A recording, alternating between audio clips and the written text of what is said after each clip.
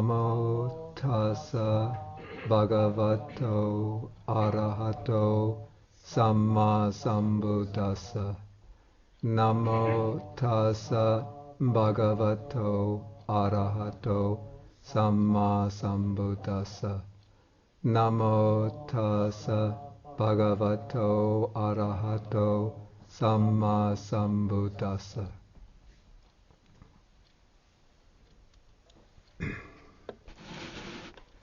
Okay, today I will begin a series of lectures on the Sutta Nipata. It's one of the books of the Pali Canon. And before I go into individual suttas, I will say a few words about the Sutta Nipata in general, as a collection.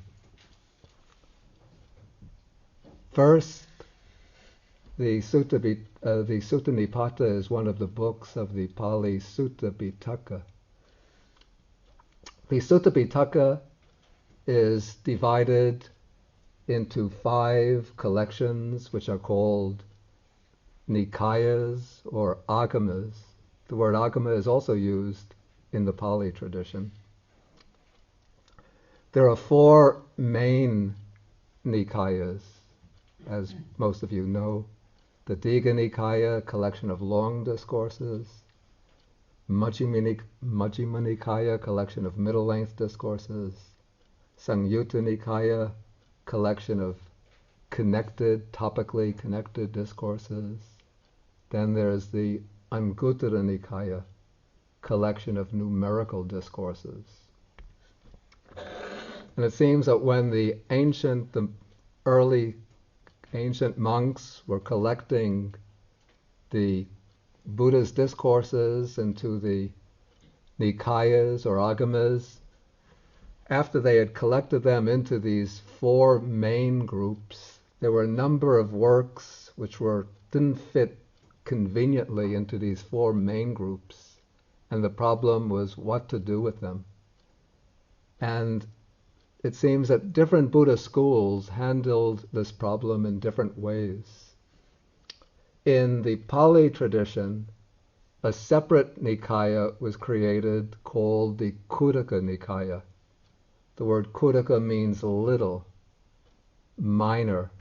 And originally, the Khuddaka Nikaya contained a number of smaller works, such as works which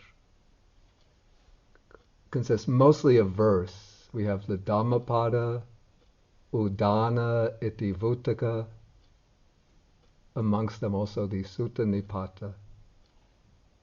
Tathagata, these are the verses of the elder monks, the elder nuns. But in time, more and more works were composed and came to be added to the Khuddaka Nikaya, the minor collection, until it swelled up and it became bigger than any of the other Nikayas. So to call it the small collection became something of a misnomer. So that's why maybe we have to now call it the miscellaneous collection. Okay, one of the works that found its way in the Pali tradition into the Khuddaka Nikaya was the Sutta Nipata. And now the Sutta Nipata, as a collection, exists, to my knowledge, only in the Pali or Theravada tradition. However, the works that constitute the Sutta Nipata, at least some of them, are found in other traditions, the canonical works of other early schools of Buddhism, which indicates that the contents of the Sutta Nipata go back to the period before the sectarian divisions took place. The title Sutta Nipata means, the word sutta means discourse of the Buddha. The word Nipata means a collection, a group, an assemblage. So Sutta Nipata means something like collection of discourses or the group of discourses.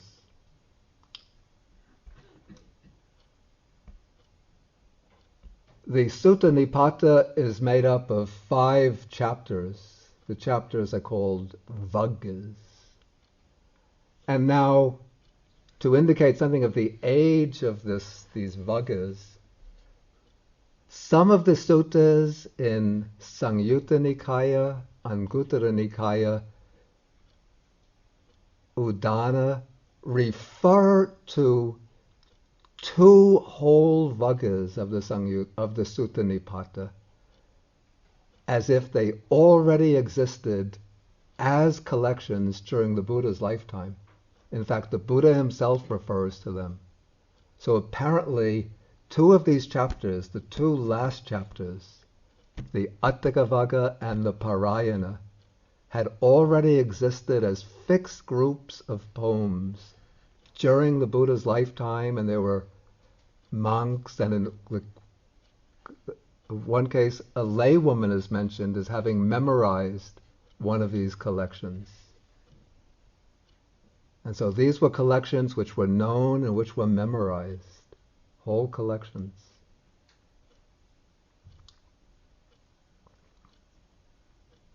And there are commentaries on these 2 oldest collections already included within the Pali Canon in the Khuddaka Nikaya. These are those commentaries on these 2 chapters. 2 of these late additions to the Khuddaka Nikaya, which helped to swell up its contents and make it quite a big Nikaya.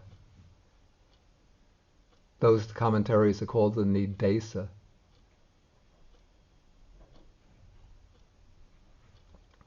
And we also find one of the early poems in the Sutta Nipata called the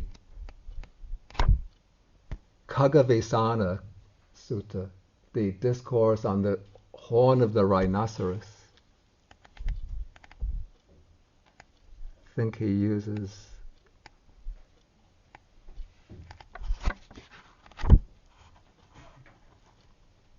the title Unicorn's Horn, which I don't particularly care for. This collection, that particular poem, is found in Sanskrit work. A Sanskrit version is included in a work of the Mahasangikas called the Mahavastu. And very recently, a Prakrit version of that poem was found, coming from probably from the Dharmaguptaka school, which was based in northwest India, using a type of Prakrit called Gandhari. It's now published, but its price is very high, something like $60 for a poem of a few pages, with probably a lot of scholarly commentary.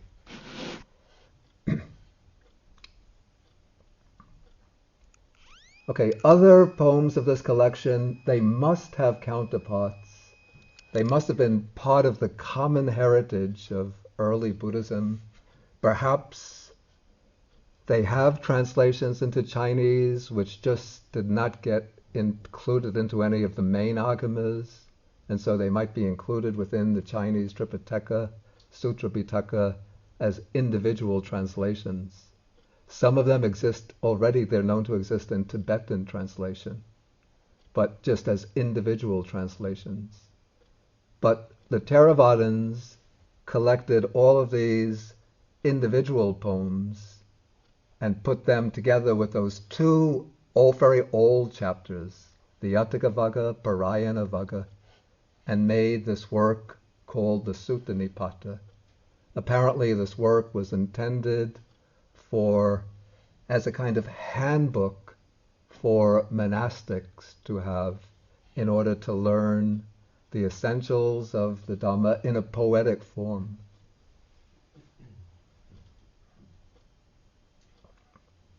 And the Sutta Nipata is noteworthy because the contents are very ancient, very old.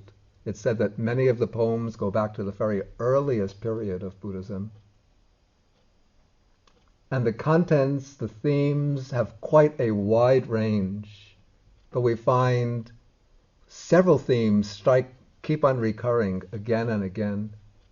One main area which is dealt with is what I would call the lay ethics, the ethics of leading a life as a Buddhist householder.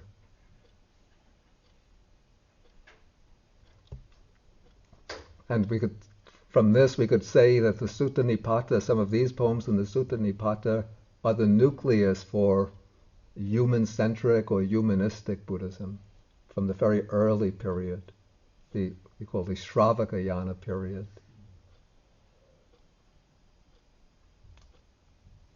Another prominent theme of the Sutta Nipata poems is the emphasis on the very austere style of monastic life. Poems go back to the period even before, it seems, the Sangha was existing as a well-knit monastic community, where the emphasis was on solitary striving for deep contemplation.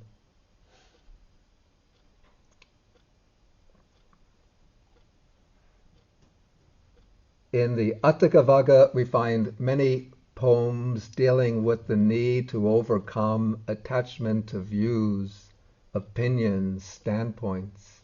The idea that enlightenment is to be achieved by leaving behind all views and all clinging to conceptual knowledge, conceptual systems.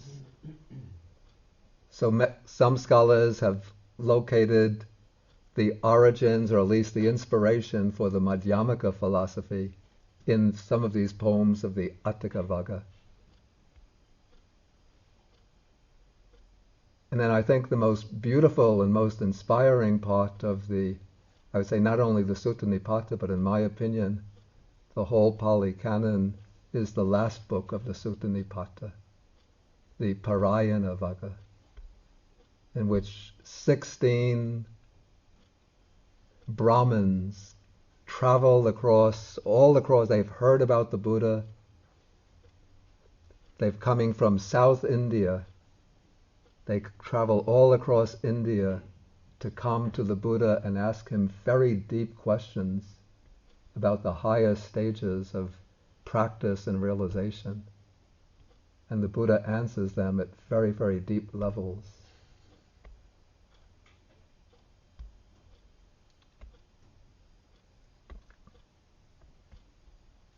Okay, now I don't intend to begin by going through the Sutta Nipata from beginning to end, but I've selected 3 suttas as a starting point.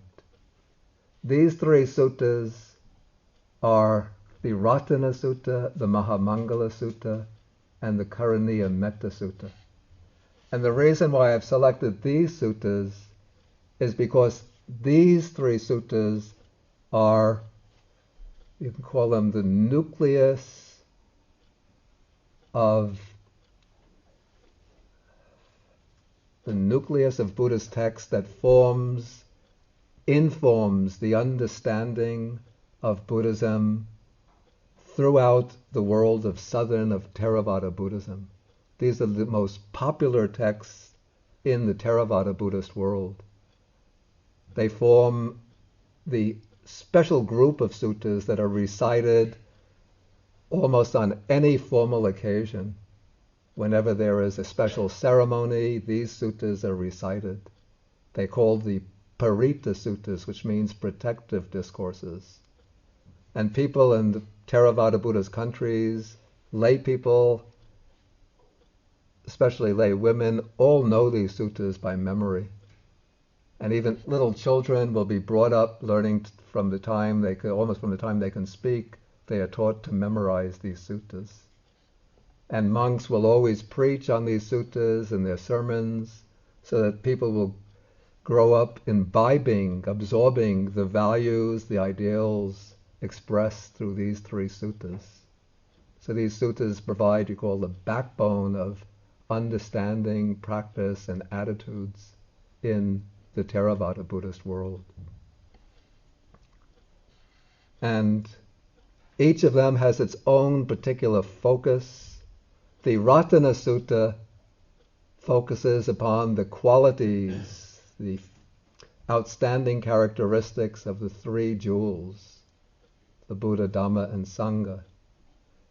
The Mahamangala Sutta, the discourse on great blessings, provides, we could call it, a map or guide to the ideal life from the very beginning point right to the highest attainment. And then the Karaniya Metta Sutta, the discourse on loving kindness, describes the ideal attitude towards other beings that a Buddhist practitioner should have.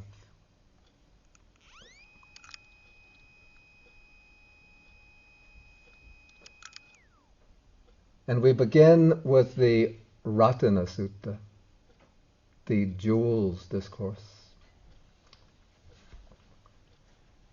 And this discourse has a story behind it, the background story, which is described, narrated in the commentary to the sutta. The commentary comes from Acharya Buddhaghosa, who bases it on sources coming from a very early period. And I should mention that the Ratana Sutta, I think I mentioned this just before, has also, it is found, the version of the Ratana Sutta is found in the Mahavastu, a work of the Mahasangikas. And so it's found both in a Sanskrit, Buddhist hybrid Sanskrit version and the Pali version. Okay, the background story takes place in the city called Vesali. Vesali was located on the northern side of the Ganges River. It was a very prosperous city, a city of very high standard of culture, very densely populated. The city was the capital of a republic belonging to the people called the Lichavis. And so the people of Vesali were quite a proud, independent people. They were not the subjects of a king. And so they didn't have the kind of abject, servile attitude that subjects in a kingdom would have. But they were very independent, very self-sufficient. It was a very wealthy, affluent city, very high standard of culture, people had very cultivated aesthetic senses. We might call this almost like the Boston of India at that time. Though I don't know what Boston is like today, but maybe.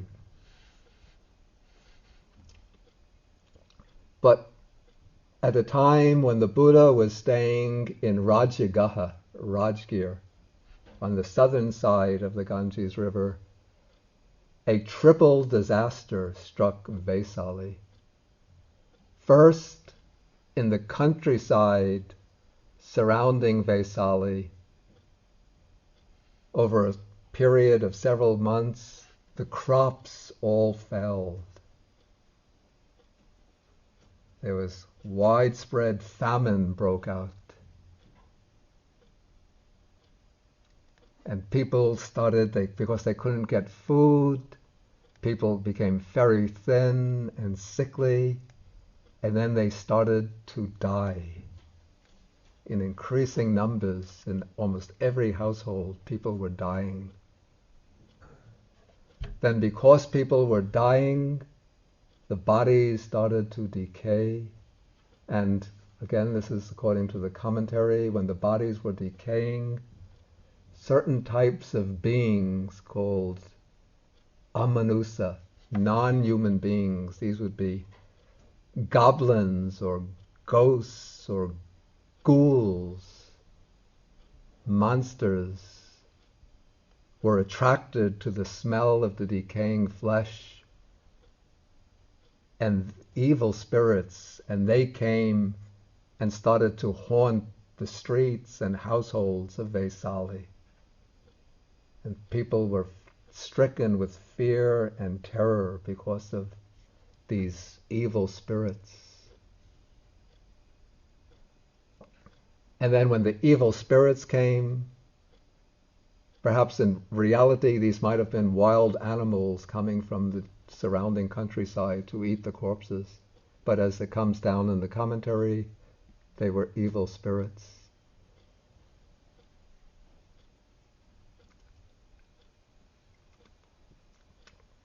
Then when the evil spirits came, and also because of the decay of the body, then a plague broke out, and still more people were dying because of the plague.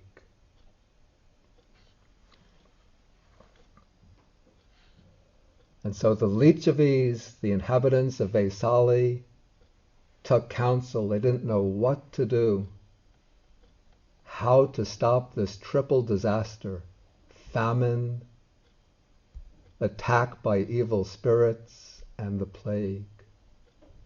Then some of them heard that in Rajgir, Rajagaha, an enlightened being had appeared, who they called the ascetic Gautama, the Buddha.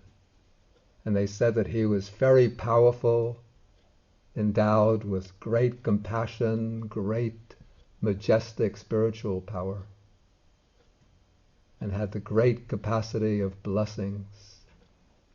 And they thought, maybe we can invite the Buddha here and ask him to do something to relieve us of our misery.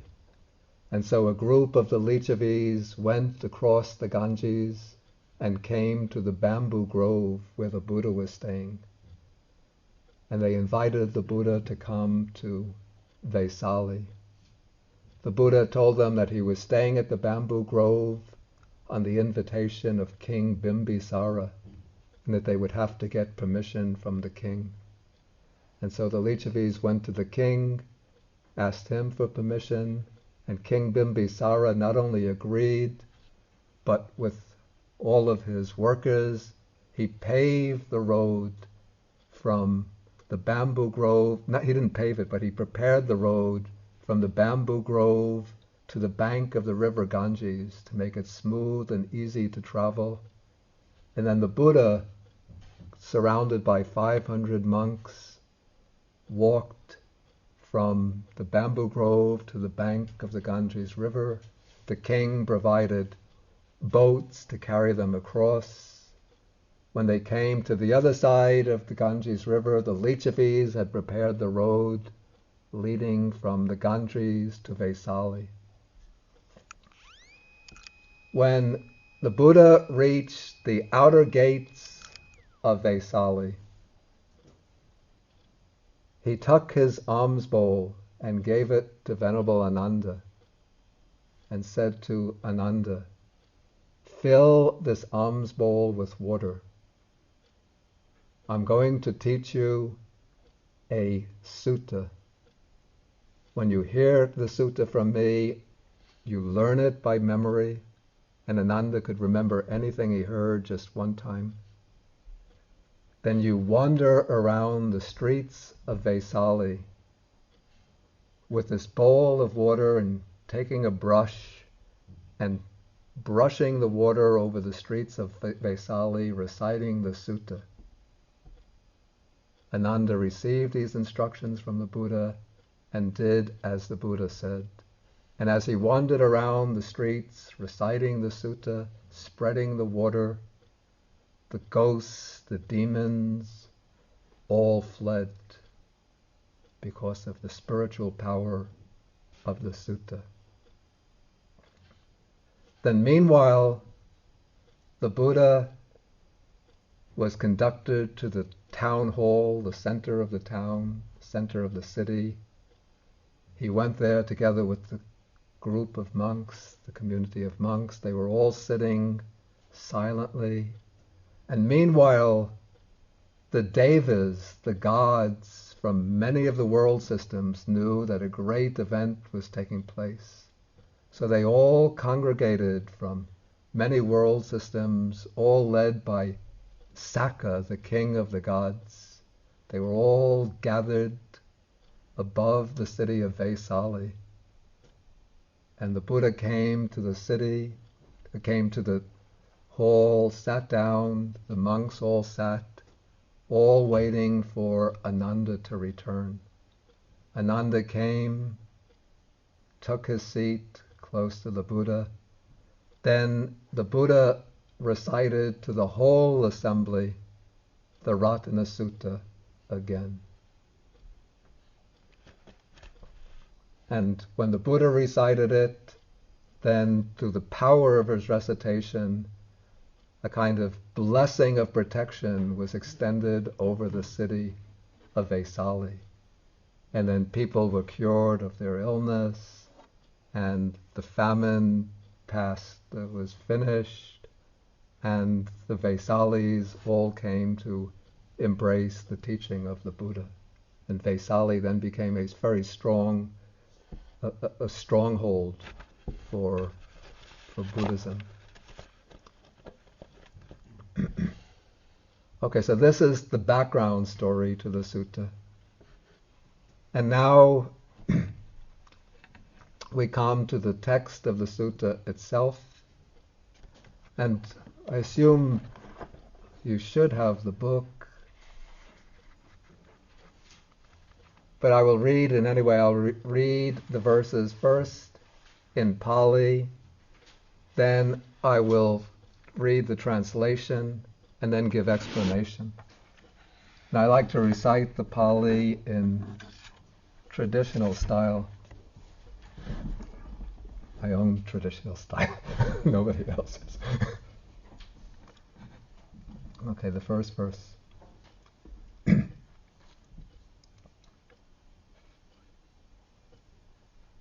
Yani da bhutani samagatani bhumani vayani vantalike sabeva bhuta sumana bhavantu atopi sakacha sunantu basitang.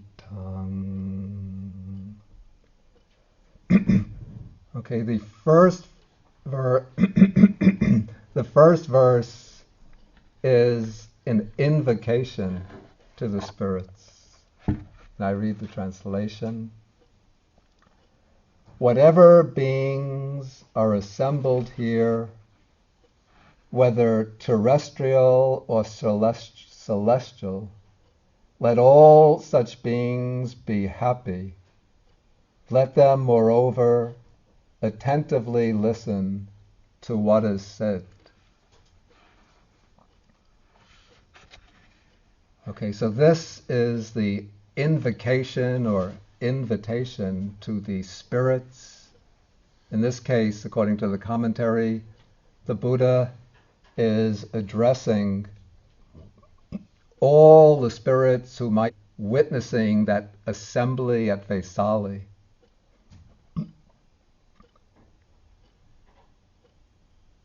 And the spirits are said to be of two types. Yanida Bhutani Samagatani. Bhumani. That's the terrestrial spirits, spirits dwelling close to the earth. Bhumani Vayani Vantalike. Or those dwelling in the sky, celestial spirits. According to the commentary, the Buddha is addressing all spirits, including the devas or gods from all the different deva realms, right up to the highest deva realms. But in my view, the Buddha's address is primarily to those beings close to the human realm, who are of two primary classes: those who dwell very close to the earth, in close proximity to the earth.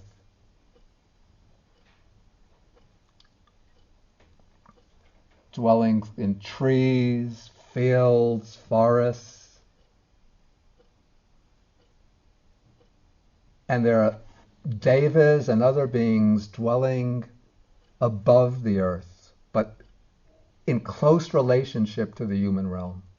Not so much the devas and the higher heavenly realms don't have too much concern with events taking place in the human world. But there are devas dwelling in lower heavenly realms, or even in realms just above the earthly realm, the human realm, who can witness events taking place here. I know that this way of speaking doesn't click very readily with those brought up on so-called scientific education. And I don't know what I can do to convince you of the existence of these spirits.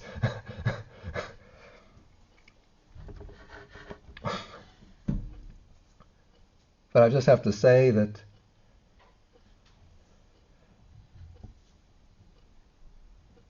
if you were to, in 1985, a friend of mine told me that there was a machine that you can be in, this was taking place in Sri Lanka. You could be in Sri Lanka, you'd have this machine, you take a letter that you've just written, you put it over this machine, you press a button, and you have a friend in America, and he'll get a copy of that letter just in the snap of a finger, exactly in your handwriting. And I said to him, "Come on, man. You're pulling my leg. I mean, let's face it, we have scientific educations. You can't fool me." And he said, "I'm not fooling you. Such a thing exists. They call it a fix machine."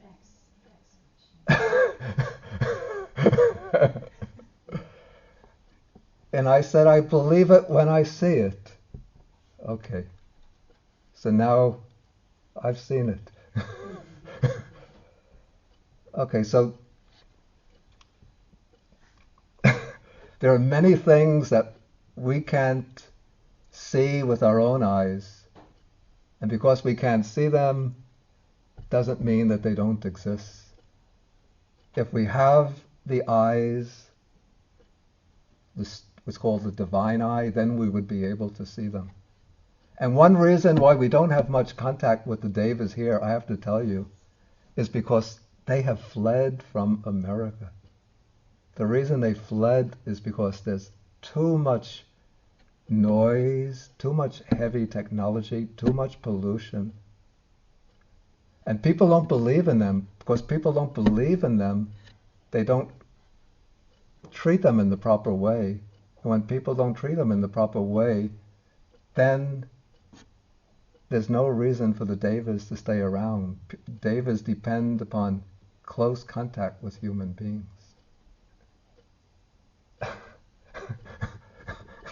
But if one, in very traditional societies, where people live very simple lives and have very virtuous lives, and people recognize the existence of devas and make offerings to the devas, then the devas respond to these offerings.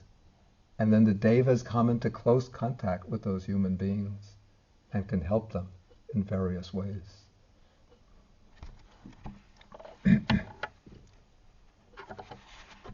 Okay,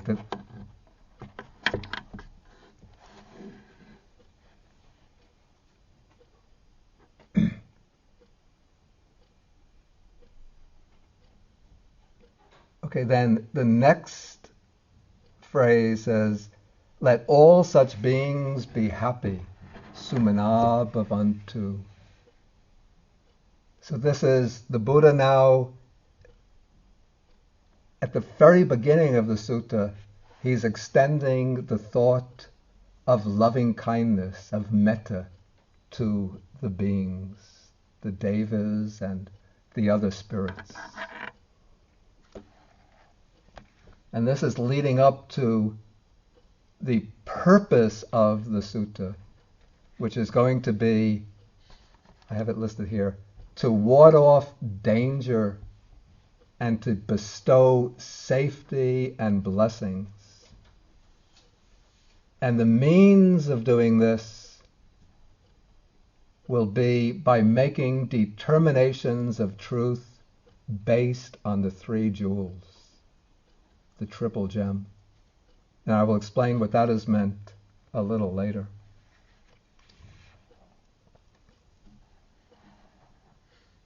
Okay, after telling the beings to be happy, the Buddha asked them to listen attentively to what he's going to say. And then he comes now to the second verse. Again, I recite the Pali.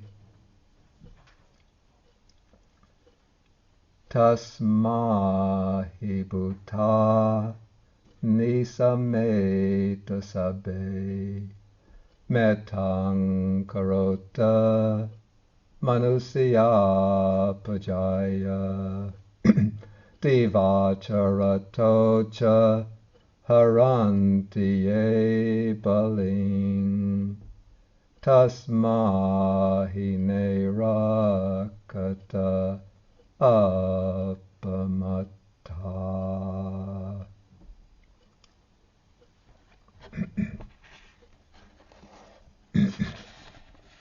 Okay, then the English translation. Therefore, O beings, do you all pay attention. Diffuse loving kindness towards humankind who day and night bring offerings to you. Protect them, therefore, with earnestness, or be diligent in protecting them. Okay, here the Buddha is giving instructions to the spirits. First, he tells them, pay attention to what I am saying. And then he instructs them, asks them to extend loving kindness, to be helpful to human beings. And the reason they should be helpful to human beings is because human beings make offerings to the spirits and to the devas. The Pali word here is Bali, which in a traditional Indian society means that in a traditional village or town there will be shrines to the devas, and people will come when they prepare meals for themselves. Always they will take the first portion of food and offer it to the devas. They will take flowers and incense and offer to the devas.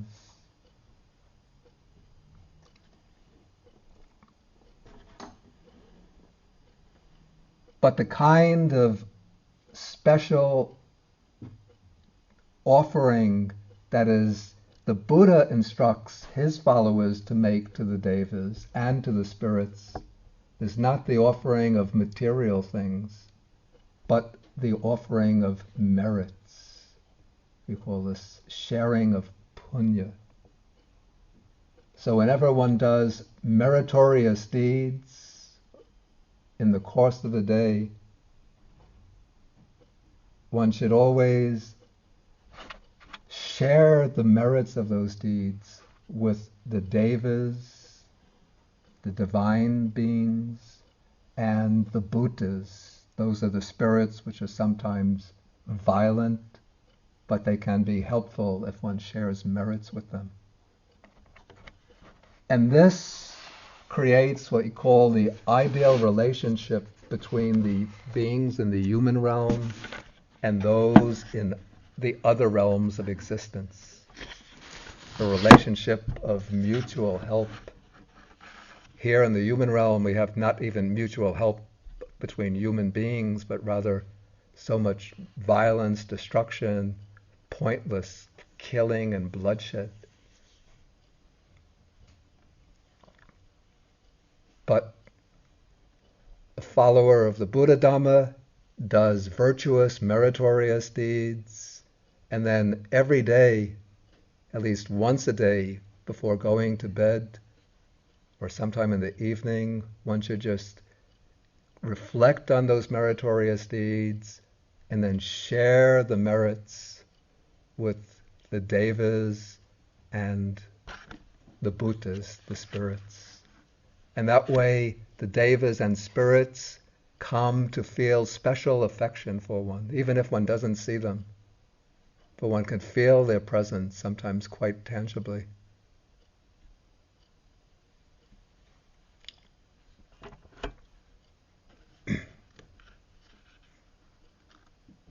I have to say, on a personal note, I have never seen any devas, any bhutas, but I've had the great fortune. I lived for 17 years in a forest which was just above one of the spiritually most powerful places on earth, the place where the Buddha's tooth relic is kept.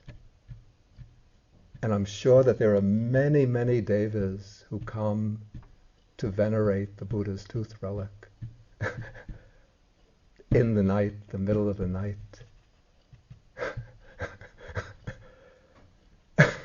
And their presence can be felt in the forest where I was staying. Though I don't see them or actually tangibly have any kind of sense of their existence.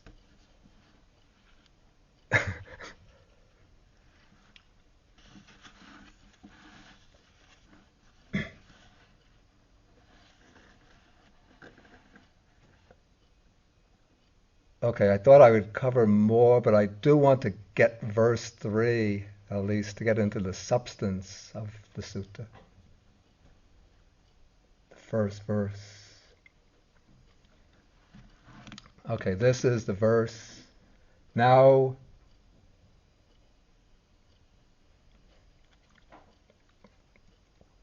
we've completed the 2 introductory verses. Now we come into called the essence of the sutta.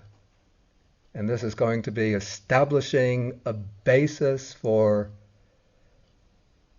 warding off danger, bestowing safety and blessings based upon or by forming determinations of truth based on the 3 jewels. And we begin with the first jewel, the Buddha.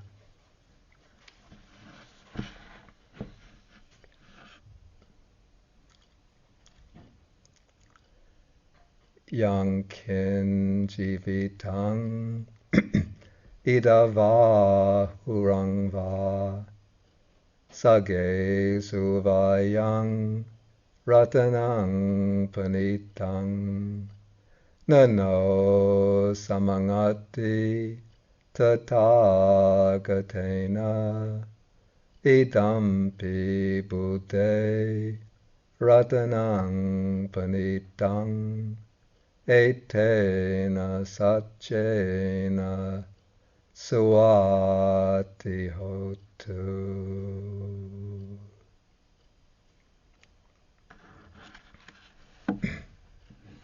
Okay, the text says, whatever treasure there be, either here or in the other world, or whatever precious jewel is in the heavenly worlds, there is none comparable with the Tathagata. This precious jewel is in the Buddha. By this truth may there be Actually, it should be, by this truth may there be safety. Peace is not quite accurate. By this truth may there be safety.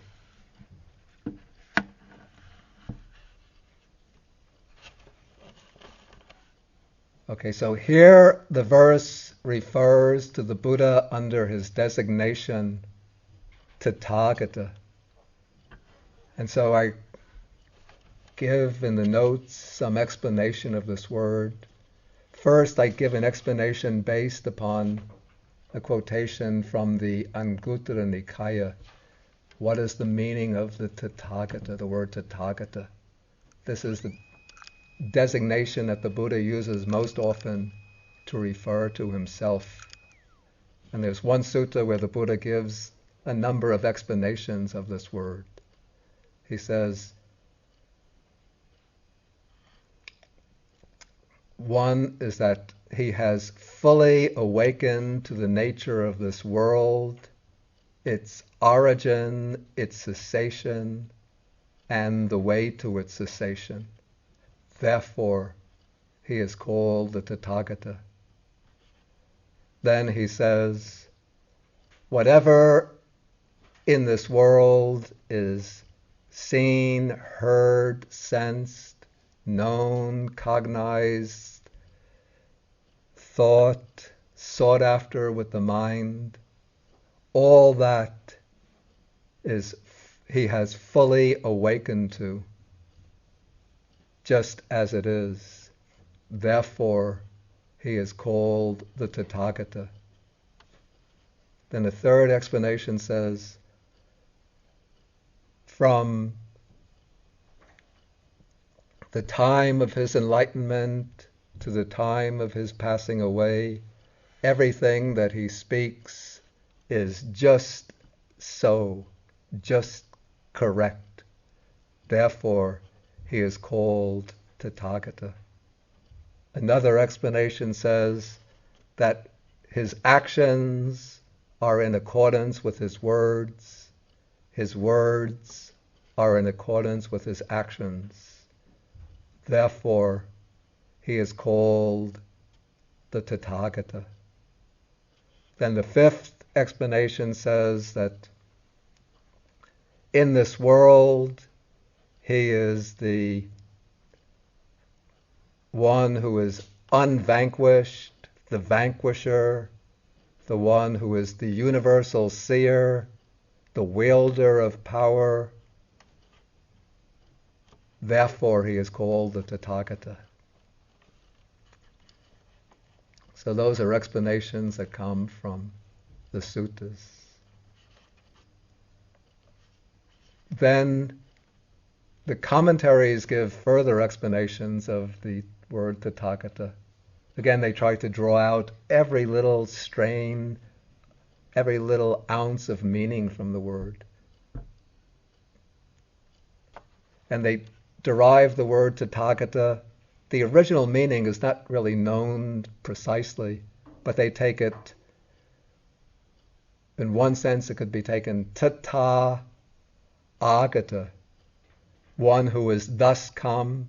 Why has he thus come? He's thus come because he has come in the same way that all the other Buddhas of the past have come.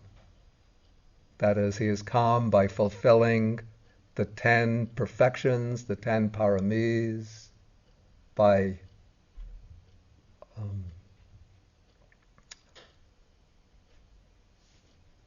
making the great sacrifices that all the Buddhas make, sacrifice of body, of organs, of property, of possessions, by acting for the welfare of the world in so many different ways. Okay, so that's one sense of Tathagata. Another derivation, he is thus gone, breaking up the compound in a different way. Tathagata. He is gone thus gone. That is, he is gone to nirvana, gone to the unconditioned. How is he gone there? By practicing the 10 perfections, by fulfilling the 37 aids to enlightenment, the 4 foundations of mindfulness, 4 right efforts, all the ways through to the Noble Eightfold Path.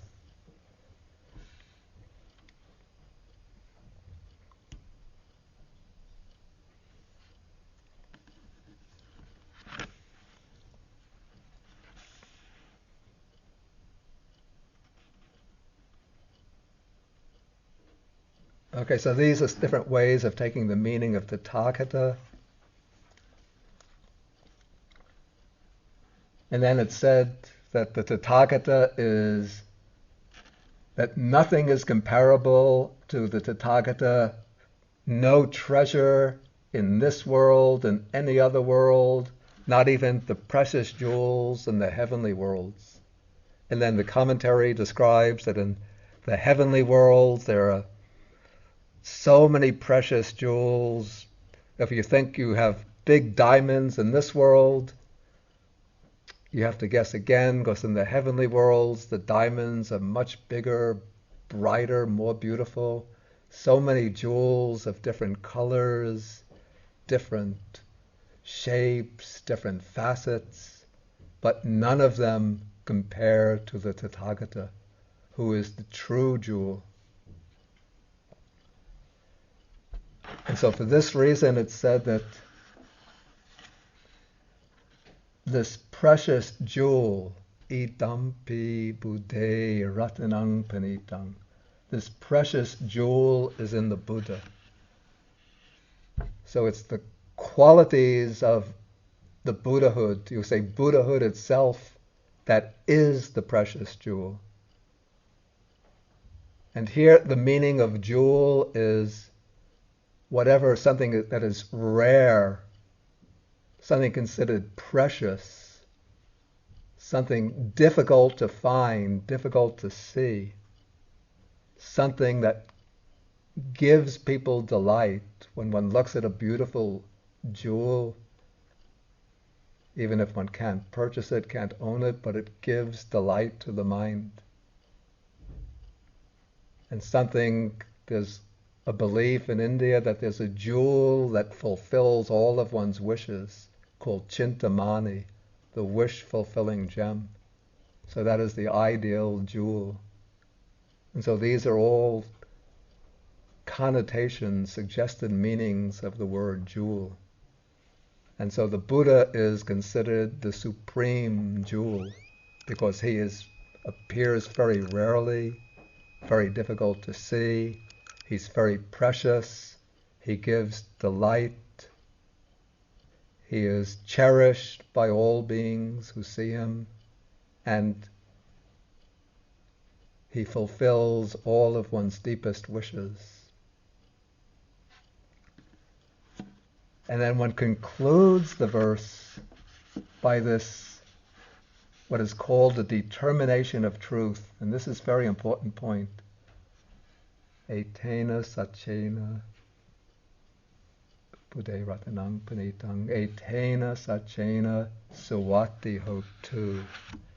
Now what one is doing when one recites the verse, one is directing one's mind first to the meaning of the words, and through the meaning of words, connecting one's minds to the qualities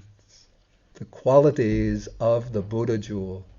And so one is drawing into one's minds the spiritual power, what is called the anubhava of the Buddha, the spiritual power which derives from the Buddha's fulfillment of the 10 paramis, the 10 perfections, over incalculable world cycles, countless aeons. His fulfillment of the 37 aids to enlightenment over countless lives. Was bringing to mind his fulfillment of so many virtues, the great omniscient knowledge, the great compassion, the 10 powers of Tathagata, the 4 grounds of self-confidence.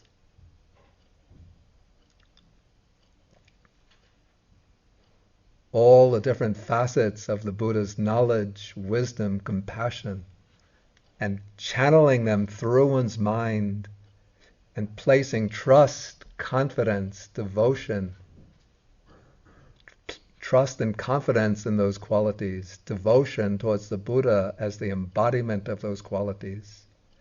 And then through the power of mind, generated by that thought, by that recitation, one makes a determination of truth, what is called Satya Vachana or Satya Vacha, saying Etena Satchena Sawati Hotu, with a thought of loving kindness and compassion, one is wishing for the welfare, happiness, safety, security, and well-being of others.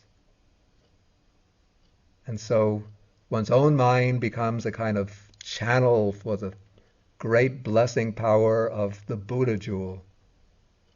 And through the power of that mind, one radiates and extends thoughts of loving kindness, compassion through those words to others, wishing for their safety and security.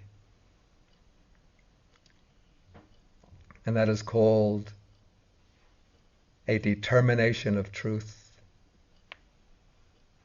And of course, at the beginning, maybe the determination doesn't have much power, but as one goes on practicing this and cultivating a life of Dhamma, a life based upon the qualities of Dhamma, then one's power of determination increases and increases till, as in the case of the Buddha, when he comes to Vesali, he can make that resolution, determination, and then all of the evil spirits will flee away and famine will be terminated and people will enjoy peace and prosperity again.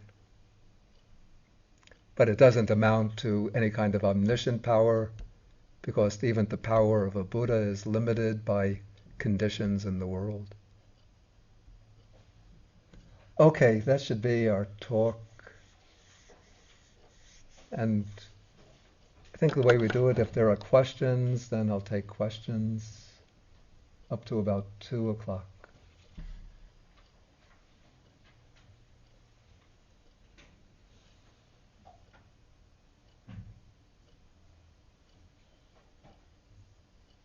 Please feel welcome to ask questions. Don't be shy.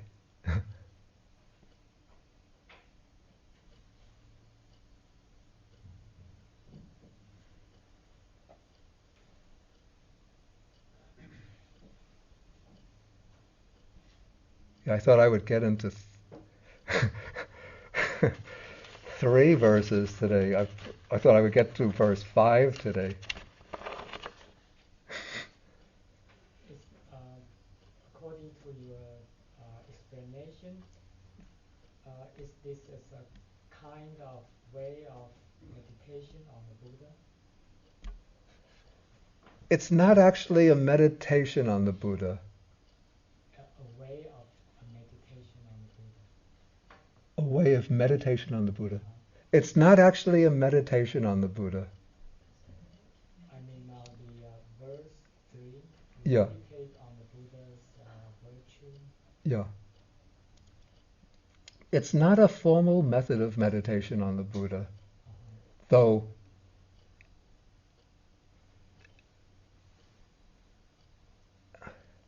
one is directing one's mind to the qualities of the Buddha, and then through the recitation, then one is, as I said, one is, by directing one's mind to the qualities of the Buddha, one is sort of drawing upon those qualities as a source of power, and then reciting the determination of truth. But it's not the same as doing the recollection of the Buddha meditation, in which one would be sitting, usually sitting, and then systematically going through qualities of the Buddha again and again, and then developing them in a particular pattern over and over. So looked at from the standpoint of just states of consciousness, the very fact that one is directing the mind to the qualities of the Buddha and focusing the mind on those qualities, even momentarily, makes it a kind of meditation on the Buddha. But it's not a sustained meditation on the qualities of the Buddha.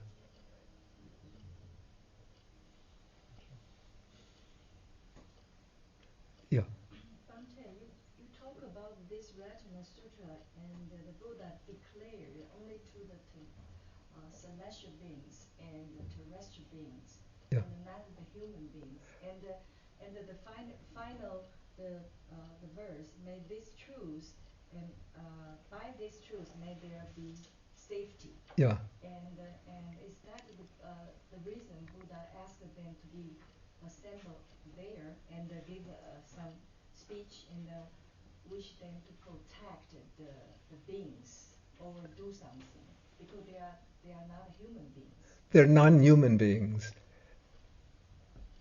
According to the commentarial account, human beings were present when the Buddha spoke the sutta. Of course, there was this big assembly of all of the people from Vesali were present. But the words of the sutta are addressed to the non-human beings. I would think these are the devas and the bhutas, because the Buddha is asking them to give protection to human beings. And then he's asking that there be safety. I think this is to allay, to ask those spirits that might have had harmful intentions towards human beings to instead protect them and be kind to them. Okay, because each verse is after this and always say, by these truths may there be safety. Yeah, yeah, yeah. Okay, that's the reason. Yeah. Okay, thank you. Yeah, Professor. I have heard of an explanation of the Metta Sutta that it was given by the Buddha to disciples who were troubled by devas in the forest. Yeah. Was that is that a reference to the Vasali episode, or is that a different? No, that's a completely different episode. Okay. I don't want to go into that now, because then I will pull the rug out from under my feet when I have to come to the Metta Sutta. Then I will give the background story to that.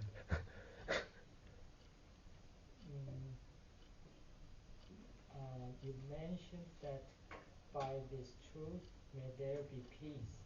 Yeah. And I read from some other situations that people will make some wish, he will recite some truth, Yeah. like Angulimala. Angulimala, yeah. The, Yeah. the Buddha taught him Yeah. how to make a wish Yeah. for some Yeah. woman Yeah. who had a difficulty in Right, yeah, yeah. delivering Yeah, yeah, yeah. by declaring Yeah. the truth that he is observing Yeah. precept of non-killing. Right, yeah. And there are many cases, some Yeah. other stories. Yeah. They had some wishes, but just declaring some truth or some Yeah. merit that they have done in the past. Yeah. Is it simply because of declaring some truth that they have the power Yeah. of their wish to come true? And here, of course, it is based on the power of the Buddha. Yeah, yeah, Of yeah. course, the power of Buddha is very Yeah. profound and deep. Yeah, yeah, yeah. Is it because of this?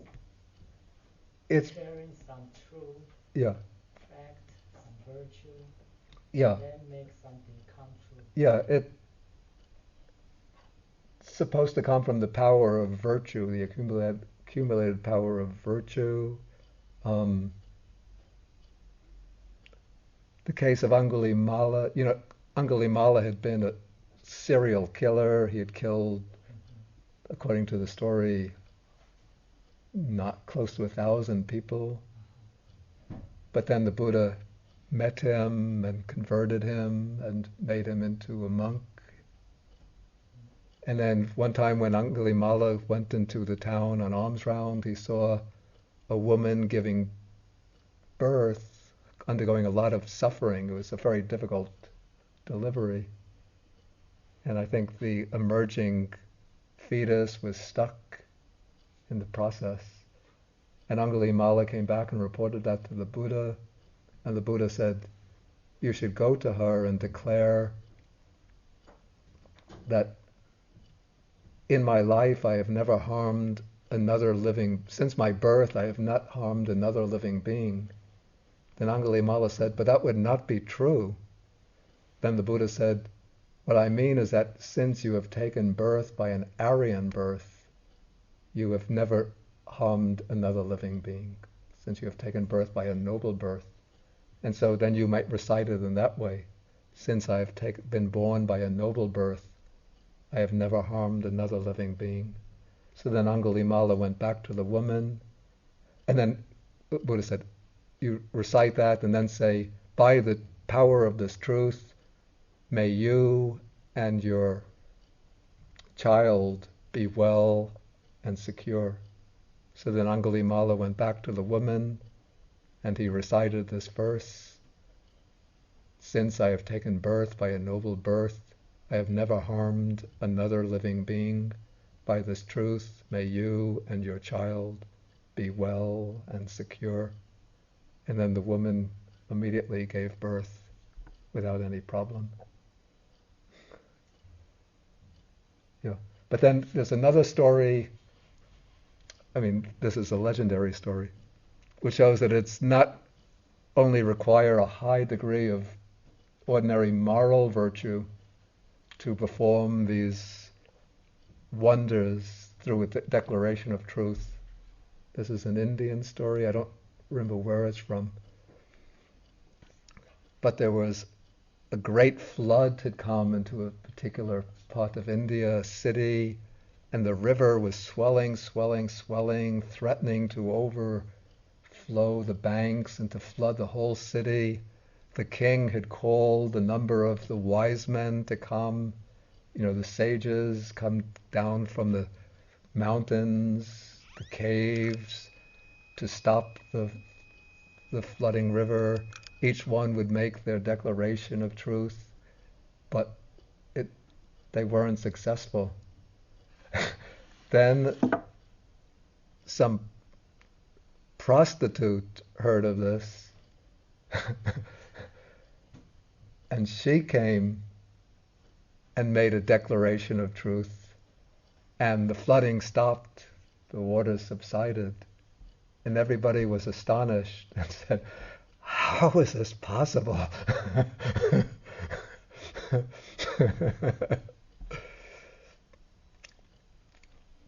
And then they came and they asked her, and then she said,